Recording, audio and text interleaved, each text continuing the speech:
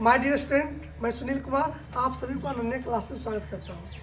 मेरे प्यारे स्टूडेंट, आज हम लोग ये क्लास 10 का एक गणित शुरू कर रहे हैं, जिसमें है कि आपको रैखिक समीकरण, वो अभी दो चर वाले, यानी दो चर वाले रैखिक समीकरण, दो चर वाले रैखिक समीकरण, समझिए इसको।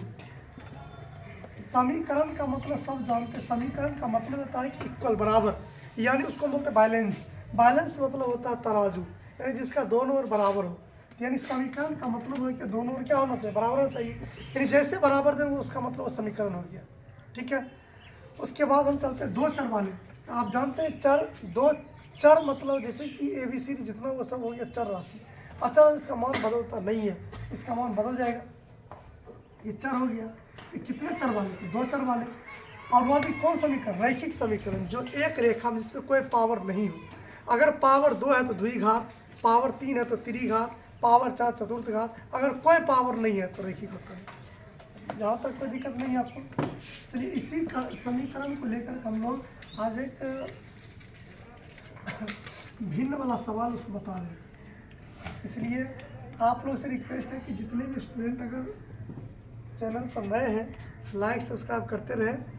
और अब हम लोग बिना देरी किए हुए आगे बढ़ते हैं। सवाल ये है कि एक भिन्न 1/3 हो जाती है जब उसके अंश से एक घटाया जाता है।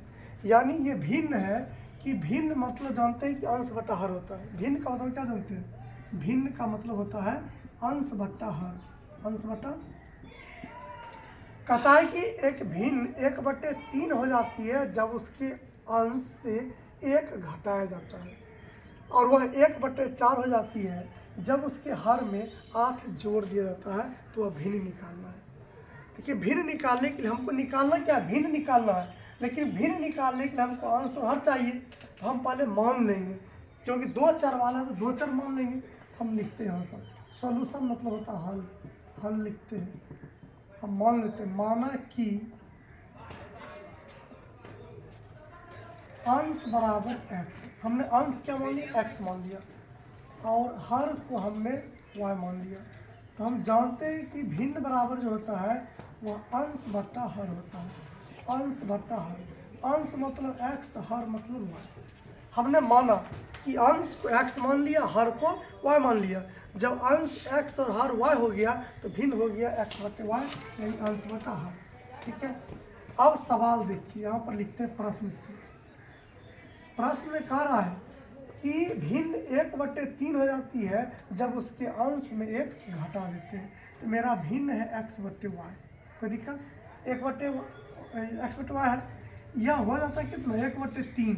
1/3 तब हो जाएगा जब अंश से एक घटा देंगे। जब अंश में से एक घटा दिए तो वह भिन्न 1/3 हो जाता है। यानी अंश में जब अंश बटे हर यानी भिन्न हो गया, जब अंश में एक घटा दिए तो यह हो गया कितना, 1/3। बाय क्रॉस मल्टीप्लीकेशन ये हो गया 3x - 3 = y। ये इक्वेशन हो गया 3x, y को इधर लाएंगे तो -y, 3 को उधर जाएगा +3। ये इक्वेशन फर्स्ट हो गया। अब दूसरा, फिर दूसरा कह रहा है वह मतलब भिन्न, वह 1/4 हो जाती है जब हर में 8 जोड़ दिया जाता है। तो आप जानते हैं कि भिन्न मतलब x बटे वाई हुआ, और यह कितना हो जाएगा, 1/4 हो जाएगा। किस परिस्थिति में, जब हर में हम 8 जोड़ देंगे। किस में जोड़ेंगे, हर में। हर में 8 जोड़ दिए तो कितना हो गया, 1/4 हो गया। ठीक है। फिर यहाँ पर क्रॉस मल्टीप्लीकेशन कर दीजिए। ये 4x हो गया = y + 8 हो गया। y को इधर ले आएंगे तो 4x - y = 8 हो गया, इक्वेशन सेकेंड। अब हमको इक्वेशन फर्स्ट सेकेंड मिल गया। अब इसको जिस विधि से हल करना है हल कर सकते हैं। हल करने के लिए देखिए हम क्या करते हैं, या तो x y किसी एक को बराबर करते हैं। यहाँ देख रहे हैं कि y पहले से ही बराबर है, तो बराबर करने की यहाँ पर जरूरत नहीं है। और दोनों का सिंबल भी एक जैसा है, तो जब सिंबल बराबर रहता है तो क्या करते हैं, घटाते हैं। अगर सिंबल अलग अलग रहेगा तो जोड़ते हैं। इसलिए हम लिख देंगे यहाँ पर कि समीकरण 1 में से 2 को घटाने पर समीकरण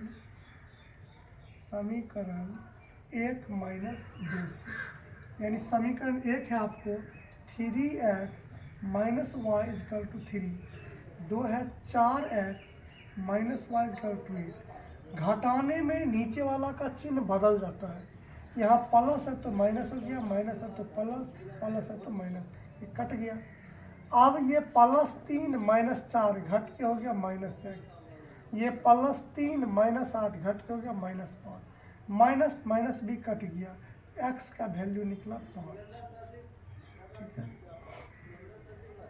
x का वैल्यू निकल गया। अब किसी भी समीकरण में x का वैल्यू रख देंगे तो y निकल जाएगा, तो हम किसी में मान रख सकते हैं, 1 में रखो या 2 में रखो, लिख देंगे समीकरण 1 में x का मान रखने पर, हम समीकरण 1 में x का मान रखेंगे। समीकरण 1 है 3x minus y equal to 3, तो 3x का वैल्यू निकला 5 माइनस वाई इजकल टू 3, ये हो गया 5 या 15 minus y equal to 3, minus y 3 plus 15 उधर जाएगा तो -15, तो minus y equal to minus घट के 12 हो गया, वाई माइनस माइनस कट गया, तो वाई का वैल्यू निकला 12। ठीक है, अब आप देखिए कि हमें x और y का मान निकल चुका है, x का वैल्यू 5 निकला, y का वैल्यू 12 निकला। हमको निकालना क्या है, भिन्न, इसीलिए भिन्न बराबर, हम जानते हैं कि भिन्न बराबर x बट्टे y, x का मान 5, y का मान 12, ये मेरा आंसर आया। अब ध्यान दीजिए, यहाँ तक समझ गए। अब हमको क्या करना है कि ये हम बना लेंगे, हम बनाने से आंसर से सेटिस्फाइड है या नहीं, तो इसको हम चेक भी कर सकते हैं। देखिए चेक करने कितना आसान तरीका, ऐसा आंसर आ गया आपको 5/12, लेकिन हम चेक कर रहे हैं, चेक करेंगे कैसे, ध्यान दीजिए। सवाल है कि 1/3 तब हो जाता है जब उसके अंश में हम 1 घटा देंगे। हमारा मान निकला है कि 5/12, कहता है कि अंश में 1 घटा दीजिए, 5 में से 1 घटाएंगे तो कितना हो जाएगा 4, 4/12, काटेंगे तो 1/3 आ गया ना। इसका मतलब मेरा आंसर सही है, यानी अंश में हम 1 घटा दिए, हल करने के बाद 1/3 आ गया, तो मेरा भी मान करा कि 1 घटाते हैं 1/3 आता है, इसका मतलब सही है। दूसरा कंडीशन को फॉलो कर सकते हैं, 1/4 हो जाता है जब हर में 8 जोड़ देते हैं, मेरा 5/8 है, 5/12 है, उसमें क्या करेंगे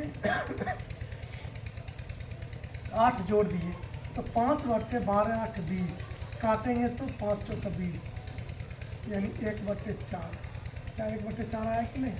इसका मतलब कि मेरा आंसर पूर्ण पे सही है कि जब हमने अंश में घटा दिए तो 1/3 हो गया, हर में 8 जोड़ दिए तो 1/4 हो गया, इसका मतलब कि मेरा आंसर पूर्ण रूप से सेटिस्फाइड है। ठीक है, यही आंसर इसका आएगा, इसलिए आंसर देखने की जरूरत नहीं है, आपको यहीं से आपको पता चल जाएगा कि क्या आंसर इसका आया है। तो शायद उम्मीद करते हैं कि आप लोग समझ गए होंगे। ठीक है, इसलिए आप लोग जो नए होंगे लाइक सब्सक्राइब करते रहें, और आज के लिए इतना ही, धन्यवाद।